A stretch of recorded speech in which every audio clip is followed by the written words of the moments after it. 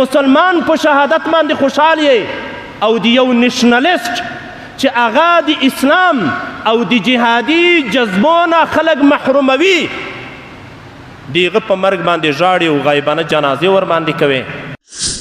نن ولې همدغه امت خاموش پروت دی؟ آیا دغه امت د دې اسماعیل په مرګ باندې خوشحاله دي؟ که د دې په مرګ باندې خوشحاله وي آیا دا د منافقانو یو مشهور خصلت نه دی چې ما اوس تاسو ته آیتونه یاد کړل؟ پرون د نشنلیزم د لارې یو لاروای په یو شخصي شخړه کې مړو غایبانه جنازې خلکو ورباندې کولې. هغه چې زما مسلمانه پښتونولیم له ما سره نه تاییدوي. د افغانستان اسلامي نظام دا د پښتنو مسلمانانو په قربانیو باندې راغلی نظام دی. دغه زما د پښتون په وینو ګټل شوی نظام، دا زما د مسلمان په وینو ګټل شوی نظام د دې ملاتړ له ما سره نه کوي. هغه چې په یوه جدید لباس کې په یوه نوي بڼه د استخباراتو د خارجي استخباراتو ښکار دي او د جهاد روحیه په مسلمانانو په ځانګړې توګه پښتنو کې ورکوي. نن په هغوی باندې ډېرو ځوانانو اوښکې تویولې.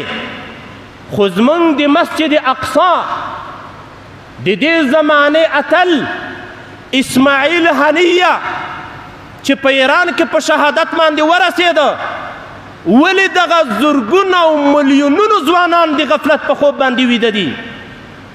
هغه داعیه چې ده راپورته کړې وه هغه د پښتون او د پارسیبان داعیه نه ده، هغه د عرب او د عجم خبره نه ده، هغه د فلسطین او د افغانستان خبره نه ده، هغه د تور پوستي او د سپین پوستي خبره نه ده، هغه د افغان او د ایران او د تاجکستان او د ازبکستان داعیه نه ده، هغه د مسجد اقصا د بیت المقدس د ازادۍ داعیه وه. د دغه داعیې دپاره 4,000 نه زیات فلسطینیان په شهادت باندې ورسېدل.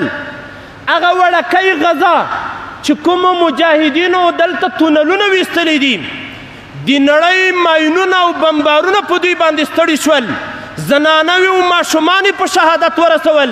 خو د حماس د جهادي غورځنګ مجاهدین تر اوسه پورې نه دي تسلیم کړي او تر اوسه پورې غزه کورونه یې بمبار دي، کورونه یې لوټي دي، ماشومان او زنانوې شهیدان دي. خو البته په غزه باندې اوس هم غاصب اسرائیل او یهود کنټرول نه لري. دا د دې زمانې د اتل او قهرمان مجاهد اسماعیل هنیه د دې د سمې رهبرۍ او د دې د فداکارۍ برکاتو نن ولې همدغه امت خاموش پروت دی؟ آیا دغه امت د دې اسماعیل په مرګ باندې خوشحاله دي؟ که د دې په مرګ باندې خوشحاله وي آیا دا د منافقانو یو مشهور خصلت نه دی چې ما اوس تاسو ته آیتونه یاد کړل چې د مسلمان په شهادت باندې خوشحال یې او د یو نشنلیسټ چې هغه د اسلام او د جهادي جذبو نه خلک محروموي د هغه په مرګ باندې ژاړي او غایبانه جنازې ورباندې کوي. دغه زما او ستا مسلماني ده، دغه زما او ستا د مسلمانۍ حقیقت دی. زما او ستا مبارزه همدغه زنده‌باد او مرده‌باد ده. دغه زنده‌باد او مرده‌باد مبارزې چې چا کړي دي آیا دا مقصود ته رسیدلی دي؟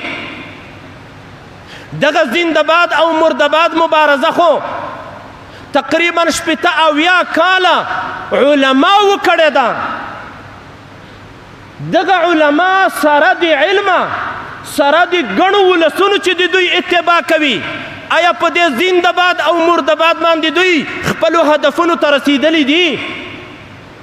د پښتنو حقوق په ژړاګانو او همدارنګه د زنانو په راویستلو باندې د پیغلو زنانو په مجالسو کې حاضرولو باندې زنانو ته د سرو خولیو په سرولو باندې د زنانو په عریانۍ او فحشا باندې دې باندې ترلاسه کیږي.